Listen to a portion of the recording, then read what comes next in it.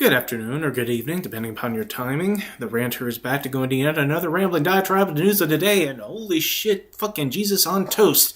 What is the news of the day? What's on page 1 today? It's certainly not the Epstein files. No, it's our invading attack on the capital city of Caracas of Venezuela and the capture and removal of President Nicolas Maduro and his wife.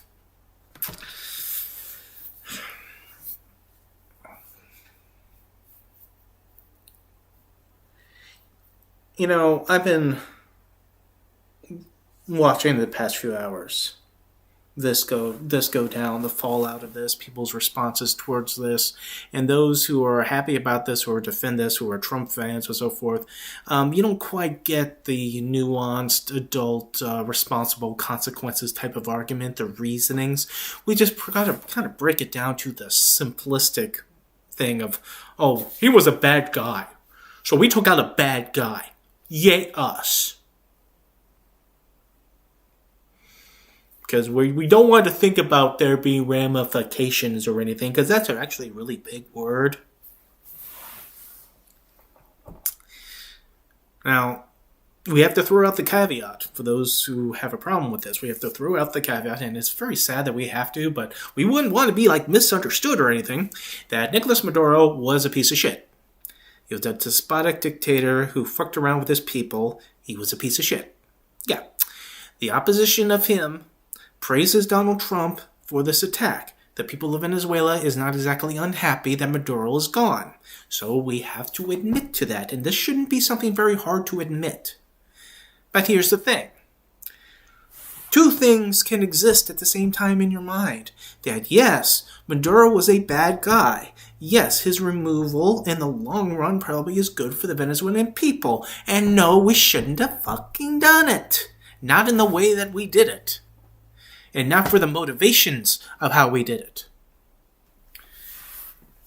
See, I don't know, this is probably going to be a short one, but if we were honest as to the motivations of why we were doing this, and when I mean us, I mean, of course, I'm meaning Donald Trump and his administration. If we were honest upon why we were attacking ships and seizing oil tankers and touting our blockade of the country of Venezuela, and then attacking its capital city, and then taking and seizing their president and his wife,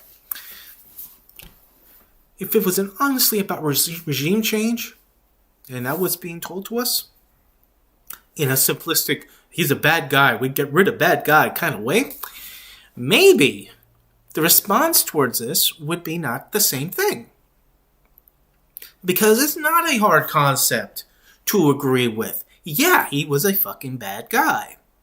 If we lived outside of the world of reality, of consequences, responsibilities, ramifications, yes, getting rid of him was a good thing. Childish simplicity, as we've already said that this administration is run by children. But we don't live outside of the realm of responsibility, of adult reasons of reality. We live in reality, and we understand that there are consequences and ramifications for this. And when we have things like accountability, we want to know why we go and do such activities. Why are we airstriking ships? Why are we taking oil tankers? Why are we attacking the capital city? Why are we taking this bad guy? Again, if it was honestly about regime change, day one, we're going to topple Maduro's regime because he is bad. In the simplistic terms, that would go over far better than what we were told. Because here's the thing. We were told bullshit. Why are we striking the Venezuelan ships? Oh, because they're bringing in drugs, they're bringing fentanyl. No, fentanyl comes from China. Oh, no, I didn't mean fentanyl. No, didn't mean fentanyl. No. No, but drugs in general. These Venezuelans, they're bringing in, these ships are going right to the United States. They're bringing in drugs to our streets to kill our children. Some of these ships weren't even going into the direction of the United States. These ships, these fishing ships that was leaving Venezuela, had to cross 1,500 miles, go around the Caribbean islands and such just to get to Florida. Some of these ships could be capable of it. Sure, because some of these ships weren't even going in that direction. Some of these ships were going to Trinidad. But we were attacking them anyway in their waters. So they weren't really a threat to us. But then we seized the oil tanker. We committed piracy. Arr, me matey. We committed piracy and seized an oil tanker. And why? We did that because they've taken our oil and we want it back. That's just silly. That's not even that's nothing. That's not a reason.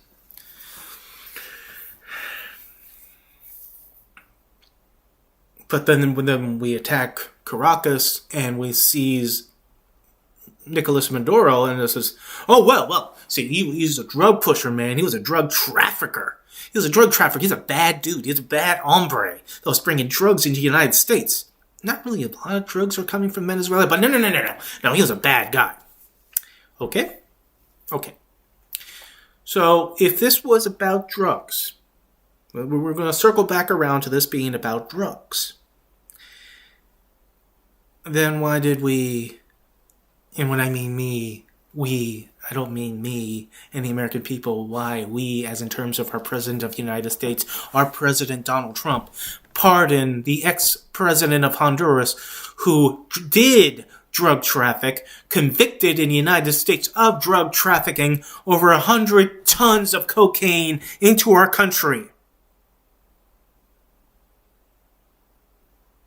Well, this is almost the same thing as asking the question of if these boats were a clear and present threat to the United States that we had to strike them, and in some cases strike them twice when they're trying to survive on the ship, but they're still a threat somehow, then why in one of our attacks we did capture 2 people on the ships and then we sent them home? I thought they were narco-terrorists.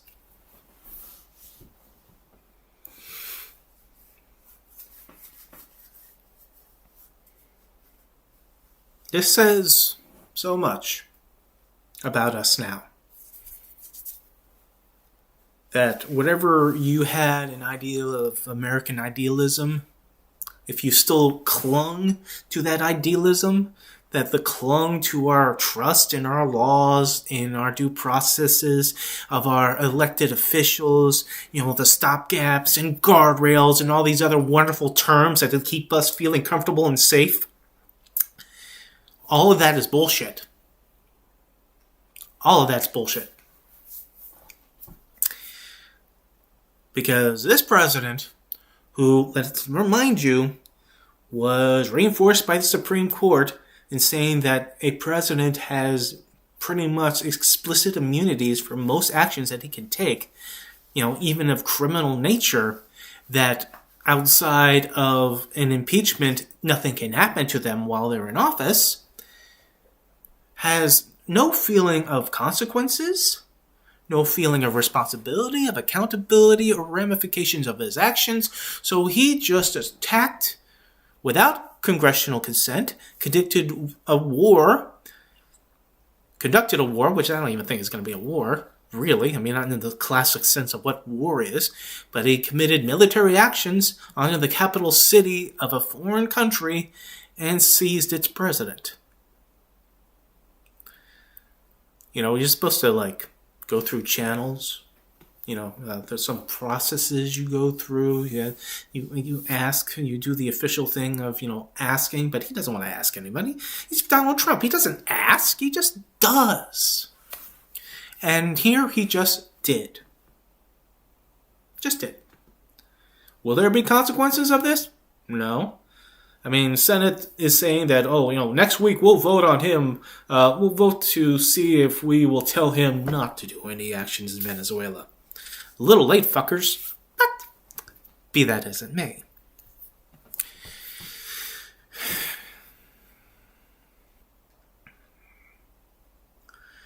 Some of this stuff should remind you of not all that distant memory, of not all that distant history in this country.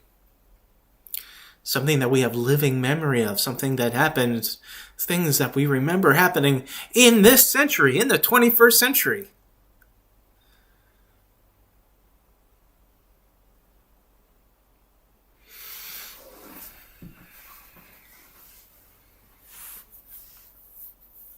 We have history, we study history, so we do not repeat history.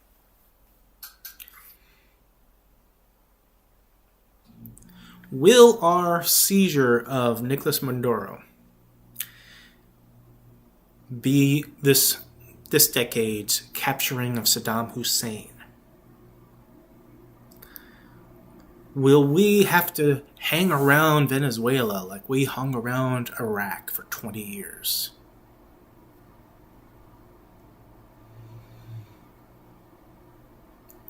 Because, as Trump himself said, we are going to run Venezuela.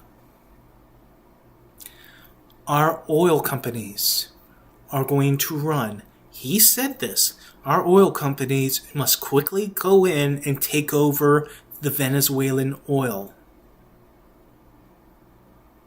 Explain to me why this is not about oil. And for those people who are like saying, oh, that's going to help the gas pumps. That's going to help the gas pumps. The prices are going to go down. Really? Well, didn't we also take over the Iraqi oil? And how did that work with our oil prices at the time, or gas prices at the time? We're probably going to be paying for the same amount of same gas in this country. The oil may be cheaper to be processed to our oil companies, but the oil companies, in turn, is not going to make it less at the pump. They're just going to get wealthy. Well, nothing will change with us.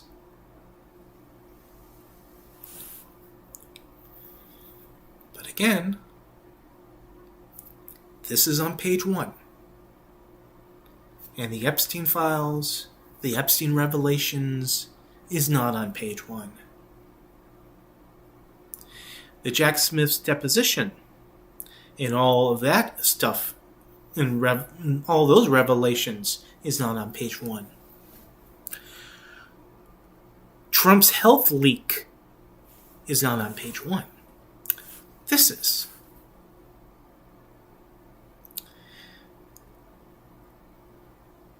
How is this any different than Bill Clinton trying to change the subject of Monica Lewinsky in the Paula Jones trial, and the information being gathered by Ken Starr when he decided to get himself involved against Slobodan Milosevic, gets us involved in Bosnia and Herzegovina, and have us worrying about Serbians? How is this not another wag the dog?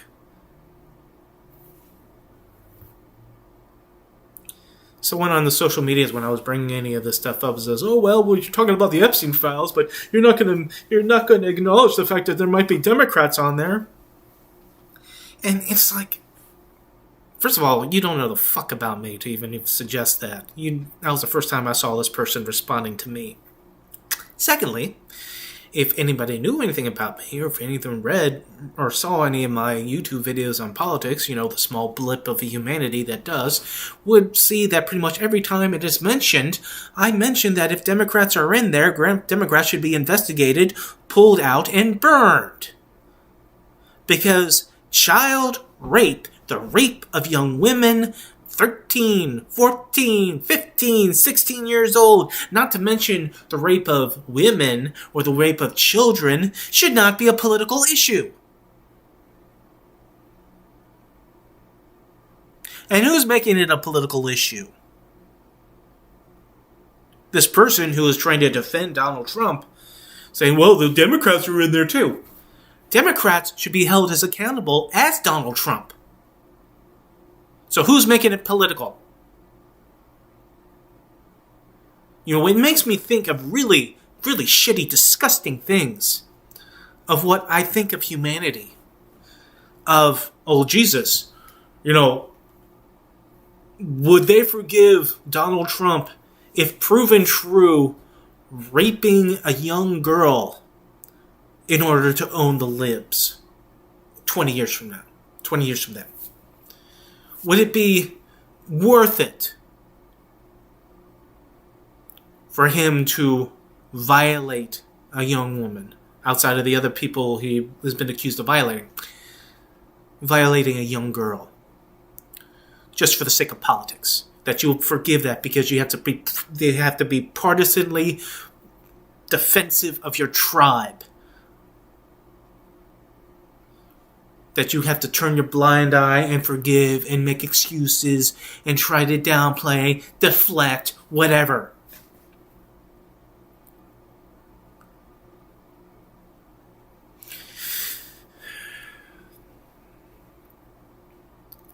In the world of accountability, of responsibility and consequences, any action matters. And every action, if when conducted, has to be explained. Have to give us reasons, have to give us motivations of doing so, and not come up with bullshit. Give us reasons. Give us valid reasons. And if the reasons are not valid enough, then there should be consequences as to why we're doing it. As adults, we should.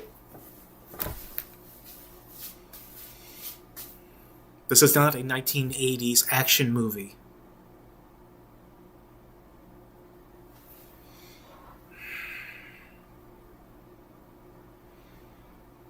The reasons they give us? Lies. Bullshit. They don't want to give us reasons. They don't ever want to give us details. They just want to go, we just did it. Fuck off. No, I don't want to give you details. Fuck off. And he says that. He says that to reporters. Can you give us any details? No, I don't have to give you any details. They don't have to give us reasons why we're attacking people. Why we're attacking ships. Just because somebody is a bad guy doesn't mean we take them off the board for shits and giggles. And like I said, plenty of bad guys hang around Donald Trump. Plenty of bad guys he prefers to hang around when he goes on his foreign trips, as opposed to Western democratic nations, or those shithole countries he doesn't want people to come from, like Somalia.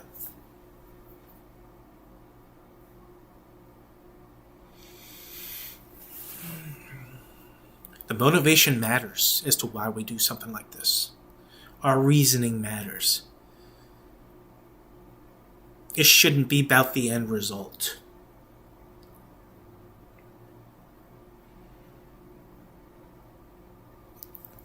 Removing Maduro, having him no longer run the country, it's a good thing for the Venezuelan people. But the reasoning about it is bad. And there will be consequences.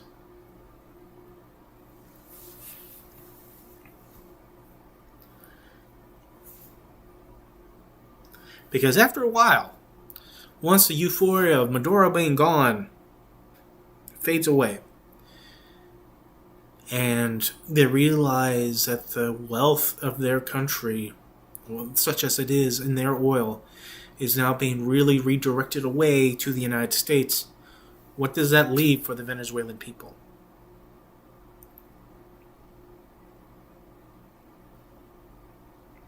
Will the opposition party of Maduro rise and take over? There is a vice president under Maduro who I believe I saw somewhere that he's currently in Russia. But the Maduro regime is not all dead, not all captured. I mean, it's not one man. Will there be an insurgency? Will there be a fight back? I mean, it could be easier of a fight in terms of insurgency than, say, Iraq. But after a while, after the purple fingers went down and people realized that, the United States is there controlling things and Blackwater is there abusing people. If that happens in the same situation in Venezuela, are we going to see the same concepts and consequences of when we broke Iraq, we bought it? Are we breaking Venezuela and we're going to be stuck in there for 20 years? Until we're satisfied that that whatever puppet we install that will be good enough for the people to accept, so as to walk away with stealing their natural resources.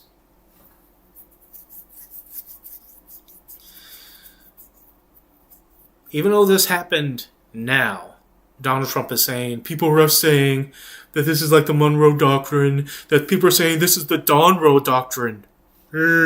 What people? What fucking people? I'm getting tired of that phrase. People are saying, what people? I have no answer for that.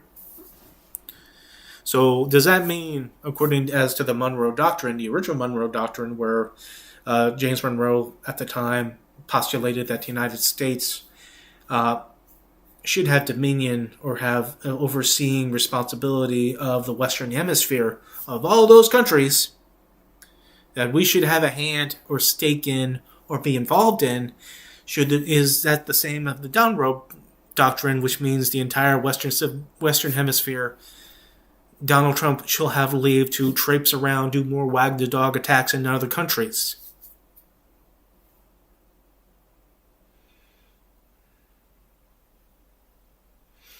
Because every action he does, there's always a contradiction. If you're going to go after, the governments that push drugs, then why'd you pardon the ex-Honduran president?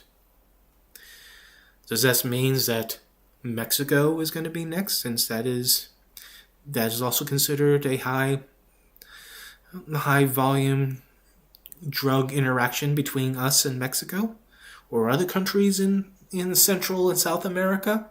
Since we're on our immigration kick, what does that mean for Venezuelans in the United States, or Venezuelan Americans? Not just those who are documented, not just those who are undocumented. Those who are migrants, those who are asylum seekers, Venezuelan, or those who are sworn as Americans who are Venezuelan. Are we now going to turn our eye inward towards them and think that they're the threat? Are we going to demonize them as Haitians were demonized and Somalis are now being demonized in order to continue this logic thought? Shall we start worrying that there might be an insurgency in this country of Venezuelans? Real or imagined? Most likely imagined, but another excuse to crack down?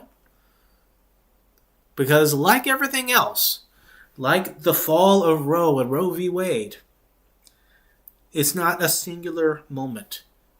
Us attacking Caracas and taking Maduro is not a singular moment. This could have implications beyond that. Beyond that one moment, but related to that. Venezuelan Americans is probably people who are not feeling very safe right now. Regardless if they're here illegally or legally, or if they've been sworn in as American citizens that have their American citizenship. These people, good or bad, might not be feeling very safe now in this country. And that's a shame. That's one of those byproducts that people like Trump don't give a shit about. Because that's a consequence. And we don't want to care about consequences. We break something, we walk away in Trump's world.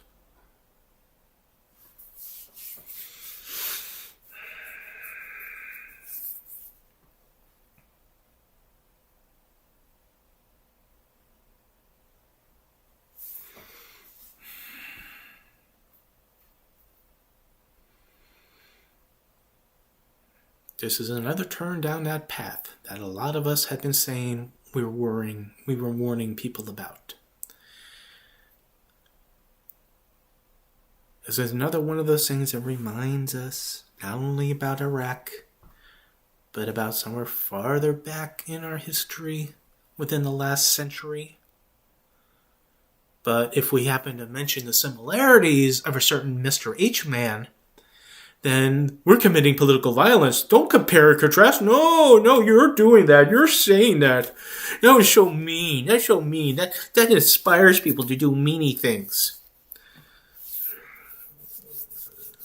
We can't compare and contrast that we have taken over Venezuela and all intents and purposes has annexed it. Like a certain other person, certain other government that was walking around annexing this, annexing that, conquering this, conquering that, making that. Wait, let's not... There's no comparisons. It's apples and oranges. That's peaches and dragon fruit. That's kumquats and apricots. You make the comparison, then it's on you. You're bad. Well, but we all know what this is.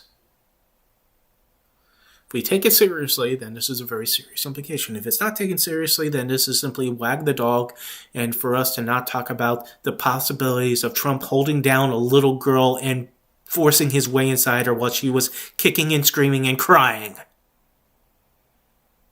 But you don't want to think about that, so let's go bomb a country, as opposed to us thinking about that, or acknowledging the possibility of that, or investigating those eventualities, or that possibilities of him actually doing that.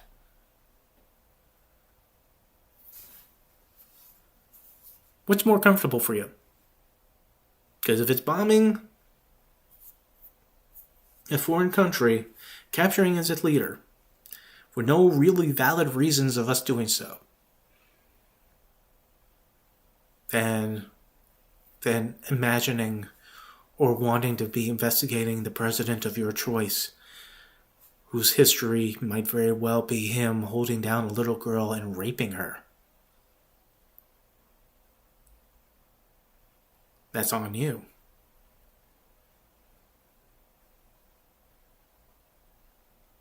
If you rather read this on page 1 as opposed to wondering if your president of your choice did indeed do that, that you don't want any justice towards these little girls, now young ladies, now mature ladies, who are survivors of that. That's on you.